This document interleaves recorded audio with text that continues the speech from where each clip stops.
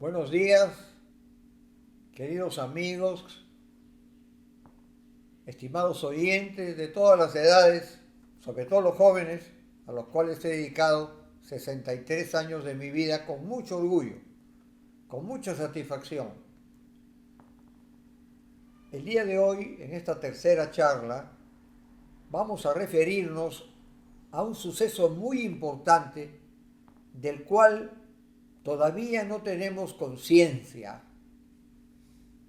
es decir, del cambio notable, yo diría revolucionario, que se está produciendo en el derecho. ¿En qué consiste este cambio? ¿Cuál es la finalidad del cambio? ¿Cuáles son las tendencias? Empezaría diciendo que con la filosofía de la existencia en la primera mitad del siglo XX, como bien lo saben, el hombre dejó de ser un animal racional para convertirse en un ser libertad. La libertad es un factor determinante en el cambio del derecho. Todo el derecho gira ahora en función de la libertad y no del animal racional. Este cambio que se produce en la primera mitad del siglo XX, donde se resalta al ser humano en plenitud, como un ser libre, coexistencial y temporal a la vez, esta visión en 1948 es recogida por la Declaración Universal de los Derechos del Hombre, que se inspira precisamente en este descubrimiento de que el ser humano es un ser libertad y no un animal más racional como nuestro primo hermano el chimpancé. Este cambio es significativo en el derecho. ¿Qué es lo que está cambiando? ¿Por qué se quiere cambiar? ¿En qué momento del cambio nos encontramos? En cuanto a esta última cuestión diré que el derecho, según mi perspectiva, se encuentra en un momento de transición entre dos épocas. ¿Cuál es la diferencia entre estas dos épocas? El pasado, siglo XVIII, siglo XIX, nos presenta un derecho de corte individualista. El derecho está en función del ser individual con total ignorancia del ser social, de la comunidad, de los seres humanos que nos rodean como individuos. Tan es así que, como consecuencia de este individualismo, lo más importante a proteger por el derecho era la propiedad, no el ser humano, la propiedad. ¿Y por qué no el ser humano? Porque todavía no se había conocido la importancia de un ser humano libre y espiritual. Este individualismo exacerbado es de raíz egoísta. No se piensa en los otros, sino solo en el individuo que soy.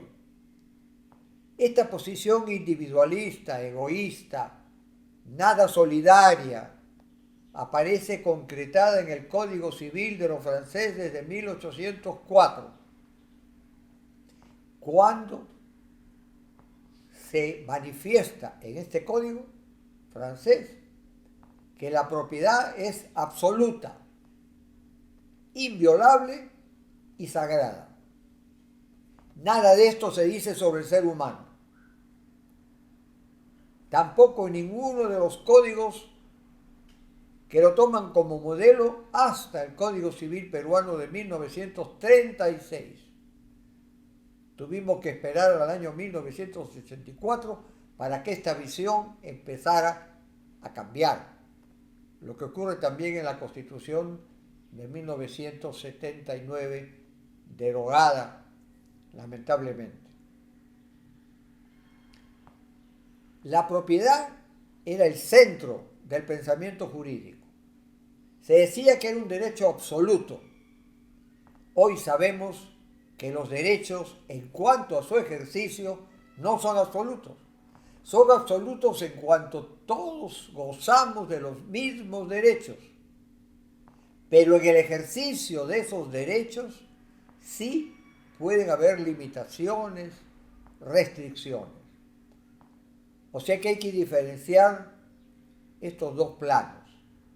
El plano del derecho de propiedad y el ejercicio de la propiedad. Todo derecho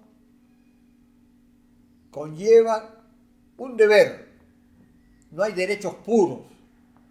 Hay derechos que conllevan deberes y viceversa, hay deberes que conllevan derechos.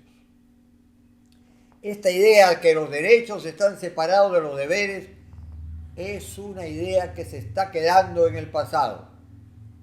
Ahora todos sabemos que un derecho siempre tiene en sí deberes y los deberes contienen a su vez derechos. En el caso de la propiedad es lo mismo. El derecho de propiedad es absoluto en cuanto a derecho, pero en lo que se refiere a su ejercicio puede sufrir limitaciones cuando a través de ese ejercicio se puede agredir de alguna manera a los seres humanos, a las propiedades ajenas. Esto debe quedar muy claro, diferenciar el derecho de su ejercicio. Esta situación nos lleva también a decir que no hay derechos inviolables, que la propiedad no es inviolable, que nada en el derecho es inviolable, que la inviolabilidad es una aspiración ética, pero no jurídica. Si se viola la vida humana, a partir de ahí cualquier cosa se puede violar. O sea que decir que la propiedad es absoluta es mentira en cuanto a su ejercicio. Decir, de otro lado, que la propiedad es inviolable es otro error. Y finalmente, ¿qué cosa es lo sagrado en el derecho? En el derecho no hay nada sagrado. Lo único sagrado, si existe, es el ser humano.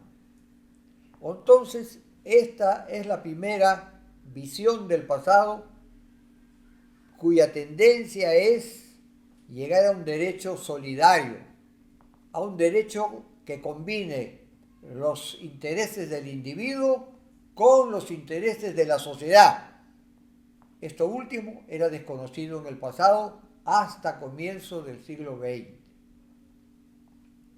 La segunda tendencia es que en el derecho del pasado, en el que está en un proceso de cambio, también teníamos que este individualismo patrimonialista al que me he venido refiriendo tenía su repercusión en el derecho. El derecho era unidimensional. O era la norma, o era la justicia, o era la vida humana. Esta tendencia también ha cambiado. Ahora, ya lo saben, el derecho es la interacción de tres elementos cuyo resultado es la aparición de un nuevo concepto que es el derecho. Finalmente, estos cambios ya se están traduciendo en los supuestos del derecho y sobre todo en la institucionalidad jurídica. En la próxima charla veremos precisamente cuáles son ya los cambios que se están produciendo en este proceso que nos lleva de un derecho individualista y patrimonialista a un derecho humanista, personalista. Muchas gracias y hasta la próxima.